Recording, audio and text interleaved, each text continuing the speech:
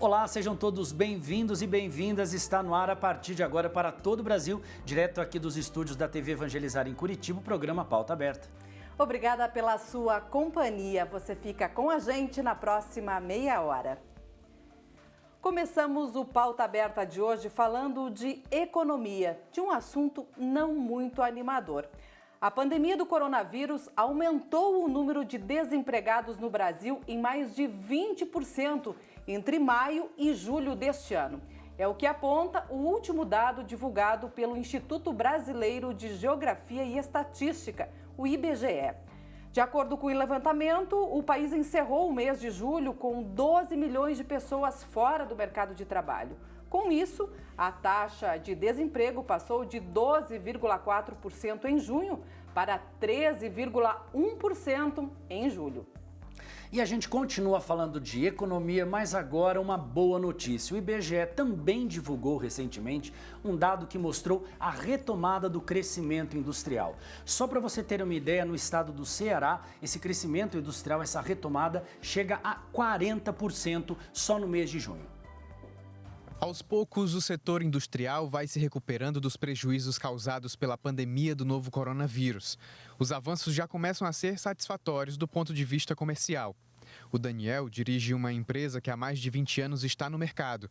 Foram momentos difíceis nos últimos meses. Passamos aí por uma situação um pouco complicada e bastante planejamento, mas hoje o retorno foi uma grata surpresa. Surpreendentemente, a gente viu uma demanda que estava reprimida, buscando bons produtos. Segundo o IBGE, em junho deste ano, o Ceará foi um dos estados que mais avançou na economia em comparação com maio. A pesquisa industrial mensal também mostra que esse crescimento foi de mais de 39%. O Ceará possui um PIB industrial de mais de 22 bilhões de reais, empregando mais de 300 mil trabalhadores.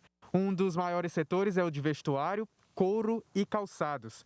Junto com a alimentação e construção civil, fazem do Ceará uma grande potência. Fabricação de coque, produtos derivados do petróleo e biodiesel, que era um setor que já vinha em relativa estabilidade nos últimos 5 anos, apresentou um bom desempenho durante a pandemia, principalmente vinculado aos seus dados de exportação. Já os setores de fabricação de produtos de metal e de minerais não metálicos, que vinham em crescente nos últimos 5 anos, apresentaram um fraco desempenho na pandemia. Contudo, esse resultado negativo nos últimos 3 meses não comprometeu o resultado acumulado no ano e esses setores são esperados que tenham uma recuperação um pouco mais rápida que os demais. O INSS apresentou um novo sistema para que os aposentados possam fazer a prova de vida de forma virtual. Esse procedimento é essencial para evitar fraudes no sistema. A prova de vida é obrigatória para os segurados do INSS que recebem o benefício em conta corrente, conta poupança ou cartão magnético. Anualmente, os segurados devem comprovar na agência onde recebem que estão vivos. Por causa da pandemia, o serviço foi suspenso. Por isso, o INSS inicia nesta quinta-feira um projeto da prova de vida por biometria facial, parecido com a selfie.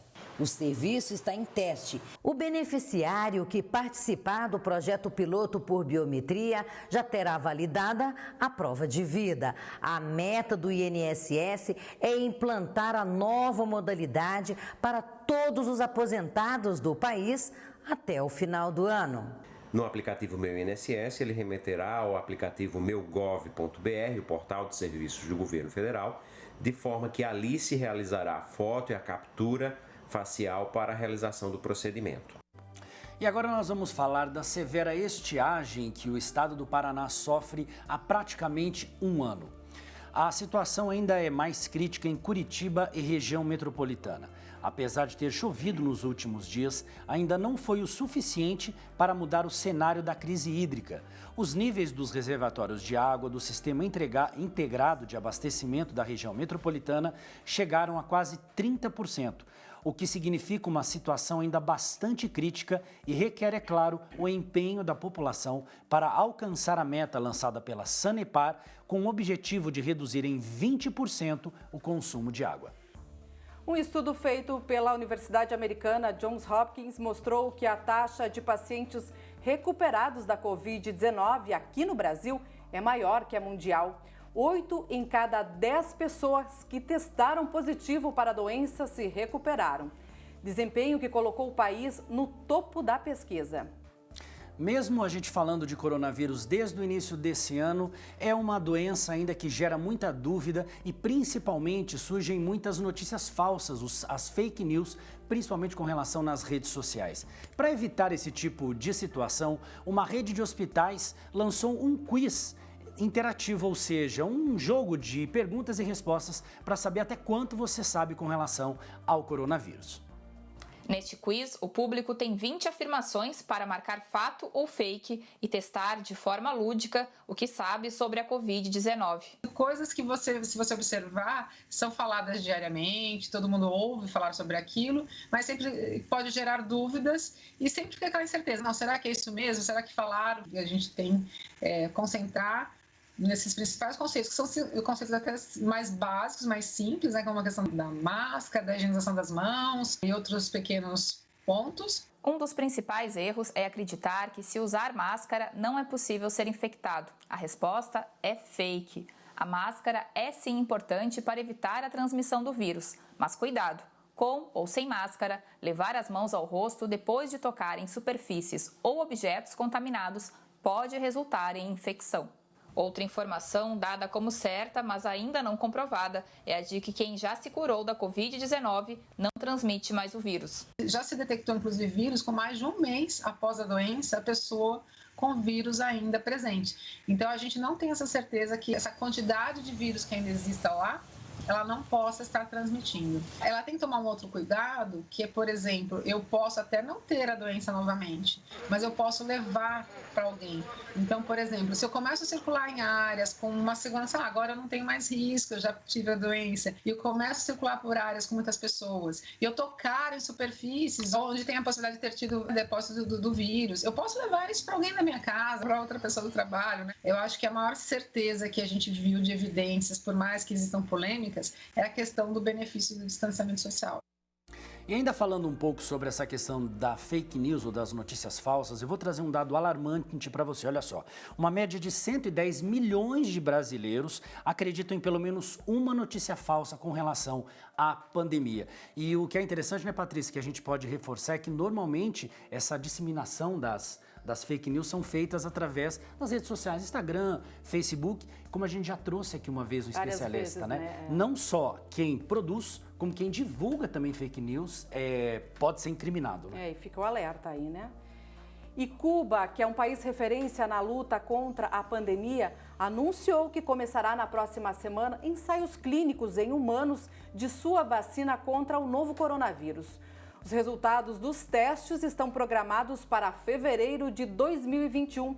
O governo cubano costuma ressaltar o desenvolvimento de sua biotecnologia e apontar entre suas conquistas a própria vacina contra a hepatite B. E o programa Pauta Aberta vai para um breve intervalo. Daqui a pouquinho a gente volta com muito mais informação para você.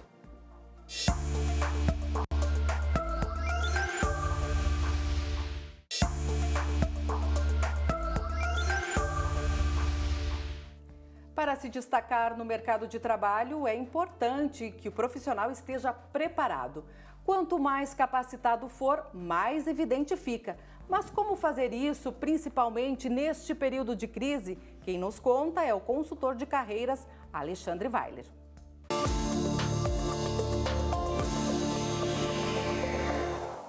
Hoje nós estamos aqui justamente nesse nosso Minuto Business para falar sobre negócios e sobre carreira, né? E o tema que se estende justamente neste momento desafiador é como se preparar justamente neste momento extremamente desafiador. Se preparar para quê? Justamente porque neste momento, crise ela pode ser sim oportunidade. Novas oportunidades podem surgir, novos negócios podem surgir, novas oportunidades para o seu crescimento profissional. Ou até mesmo se você está empregado nesse momento, para que você não seja desligado, ou até mesmo, se isso infelizmente aconteceu com você, para que você consiga se recolocar rapidamente no mercado de trabalho. E aí você decide, né? Justamente se você vai vender suas horas para alguém, ou seja, se você vai procurar emprego novamente, ou se paralelamente ou exclusivamente você vai abrir o seu próprio negócio. Para todas elas existe uma única chave, que é justamente inteligência, preparo, conhecimento. isso fará toda a diferença para você. Você já parou para pensar que tudo nessa vida, hoje em dia, ela demanda de 3 coisas? Tempo, esforço e dinheiro. Sim, já reparou? Para tudo nessa vida você gasta estas 3 coisas, uma combinação de 2 ou as 3. Curiosamente, se você não quer pagar para alguém fazer, você precisa fazer. Colocar o seu tempo ou o seu esforço. Menos esforço, mais tempo. Mais esforço, menos tempo, supostamente. Perfeito? Já se você não tem tempo, nem quer colocar esforço para aprender, você paga para alguém fazer. Então, efetivamente, é dinheiro. Tudo nessa vida. Agora, quando você coloca sobre essas 3, conhecimento e inteligência e preparo, você gasta muito menos das 3. Por quê? Porque você faz mais com menos, você faz mais rápido, você otimiza muito mais os seus recursos. Então, neste momento, é extremamente importante que você se prepare, que você justamente busque se aperfeiçoar. Sabe aquele ditado que roda a internet que fala assim, se me derem 4 horas para cortar uma árvore, o que eu farei? Eu utilizarei justamente 3 horas para afiar o machado. E aí, quem sabe, eu passe apenas 15, 20 minutos cortando. No entanto, se eu simplesmente me jogar para cortar essa bendita dessa árvore, pode ser que eu acabe com as minhas mãos, acabe com o machado, com o cabo do machado e não termine e não chegue nem na metade. Já afiando o machado, eu não passo nem 15 nem 20 minutos cortando. E talvez, se eu tiver a inteligência de escolher bem o machado, eu passe ainda menos tempo afiando e talvez passe uma parte ainda fazendo manejo florestal. Essa é uma brincadeira e uma comparação que a gente faz, mas justamente para mostrar para a gente a importância de buscar conhecimento. Hoje, quem tem uma graduação ganha de 20% a 120% a mais do que quem não tem. Perfeito? E justamente encontra um emprego em 80% menos de tempo do que quem também não tem. Olha só, é investimento. Já quem tem um bom MBA, uma boa pós-graduação, tem chance de ganhar de 3 a 8 vezes mais do que quem não tem nem graduação nem MBA. É ou não é investimento? Faz toda a diferença para você. Então, neste momento, não pare de se preparar. Siga em frente, busque oportunidades. Há várias oportunidades de programas gratuitos neste exato momento na internet para você. No próprio YouTube, há vários cursos muito bem preparados e gratuitos para você. E alguns deles, inclusive, com várias demonstrações. E o interessante é que quando você procura uma temática e vai vendo as diferentes demonstrações, no final das contas, quase 100% daquele conteúdo ele acaba sendo vencido gratuitamente para você. Aproveite. Agora apenas atenção para uma coisa importante. Lembra que em tudo você coloca tempo, esforço e dinheiro? Então, quanto que vale o seu tempo e quanto que vale o seu esforço? Isso você precisa olhar de perto, porque às vezes um produto, um curso, ele até pode ser gratuito, mas ele não tem tanta qualidade ou ele não abarca tudo que você precisa como o outro, que vai te desenvolver muito mais, que é preocupado com qualidade. E aí você investe o seu tempo e o seu esforço neste programa para não fazer um pequeno investimento monetário. E às vezes, neste caso, o barato sai caro, porque o seu tempo e o seu esforço valem muito mais. E lembre-se, é muito importante você saber disso hoje. Um diploma ele até abre portas para você, só que, felizmente ou infelizmente, a única coisa que te mantém dentro daquele espaço, a única coisa que faz com que você seja promovido, com que você tenha uma remuneração melhor, é a sua capacidade de dar resultado. Então, efetivamente, quanto vale o seu tempo? Quanto vale o seu esforço? Sem menos tempo, menos esforço, você consegue algo de mais qualidade? Talvez sim, vale a pena, às vezes, você desembolsar alguma coisa. Quer acertar? Fica o nosso presente para vocês. Entre em contato conosco pelo 0800 41 3742. Nós somos uma entidade filantrópica e o nosso objetivo é te ajudar. Nesse telefone, você vai poder agendar o seu planejamento de negócios ou o seu planejamento de carreira gratuitamente com um dos nossos consultores. Nós somos uma escola de negócio internacional, porém filantrópica, da Congregação dos Padres do Sagrado Coração de Jesus. E o nosso objetivo é justamente colaborar com a comunidade nessas diferentes instâncias. 0800 41 3742 ou esic.br, esic.br, nem .com tem. Perfeito? A gente sempre brinca, né? Seus problemas ainda não acabaram, mas as suas desculpas com certeza sim. Por quê? Porque é inteligente estudar aqui com a gente. E agora a gente muda de assunto, nós vamos falar de agricultura. Bom, o maracujá é um sucesso culinário, não é mesmo? Mas durante o plantio, algumas doenças podem prejudicar a fruta. A equipe do programa Pauta Aberta foi até o litoral do Paraná mostrar uma técnica que ajuda não só a proteger o fruto, como melhora a produtividade. O maracujá está entre as frutas mais consumidas no Brasil e é também uma das mais versáteis na culinária. O Paraná se destaca nesse cenário. São 1.000 hectares de área plantada que garantem uma produção anual de 15.000 toneladas. A cidade de Morretes, no litoral paranaense, concentra 12% da produção do estado, com 2.000 toneladas por ano. Segundo essa engenheira agrônoma, a cultura tem se destacado cada vez mais na economia do município. É uma lavoura que o pessoal começa a fazer a implantação dela no mês de agosto, setembro, e aí que começa a produzir em dezembro, de dezembro a julho. Então, traz um diferencial para o agricultor que consegue fazer a colheita de dezembro a janeiro, com a época que tem os melhores preços, né?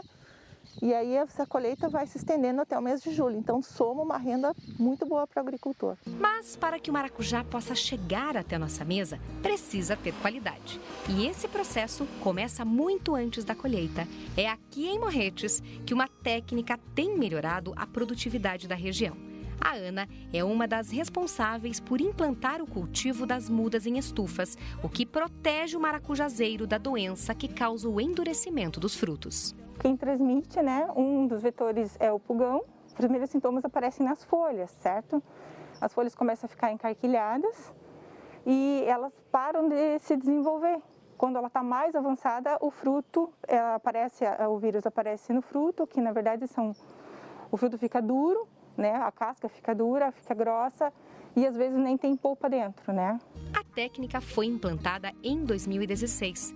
Após brotarem nas sementeiras, as melhores mudas são selecionadas e ficam na estufa até chegarem ao tamanho ideal.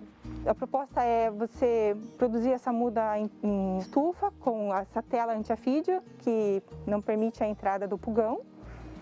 Então, essa muda ela vai sair com uma idade mais avançada, aí, entre 5 a 6 meses, sem o vírus. Isso faz com que a planta seja um pouco mais tolerante ao vírus e consiga produzir, que o produtor consiga ter lucro. Depois que as mudas alcançam 1,5 metro de altura, são plantadas no solo. Aqui nessa propriedade, por exemplo, o agricultor aderiu à técnica desde 2016 e já conseguiu dobrar a produção. A última colheita foi de 26 toneladas da fruta em menos de 1 hectare. Resultado acima da média. A média da região, conforme os dados da Emater ali, é entre 16 a 20 toneladas por hectare aí. Porém, a gente já sabe que tem produtor que produz mais que isso, né? Hoje a cidade tem 110 produtores, mas apesar dos bons resultados comprovados, ainda são poucos os que aderiram à técnica. Uma realidade que precisa ser mudada para garantir o aumento da produção. Conforme esses produtores que já estão adotando desde 2016 essas mudas vão tendo mais sucesso, né, nos resultados, aí outros agricultores vão se interessando. Porque quando a gente vem com uma mudança de metodologia, com um protocolo diferenciado, existe uma resistência. Então, agora eles vendo o resultado desses agricultores, a gente imagina que mais produtores possam estar aderindo.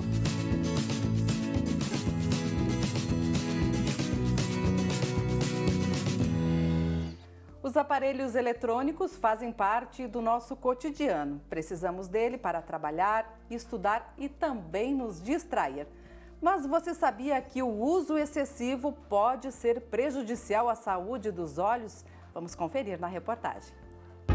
A rotina das crianças mudou. Com o isolamento social, os estudantes passaram a ter aula pelo meio digital, ficando mais tempo em frente a computadores, celulares e televisão.